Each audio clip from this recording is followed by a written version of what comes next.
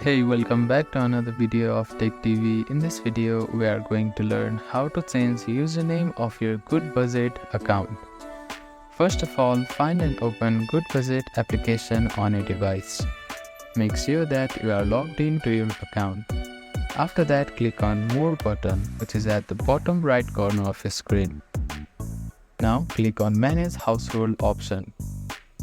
After that, again click on Manage All Preferences. Now you will be redirected to a browser. Scroll down until you see Household Username. Select the box and type in any username you want. After that, scroll down a little bit until you see a Save button. Click on it. After that, your username will be changed successfully. So that is how you can change username in GoodBudget account. Thank you for watching this video. Please do not forget to like, share and subscribe to our channel and comment down if you have any queries.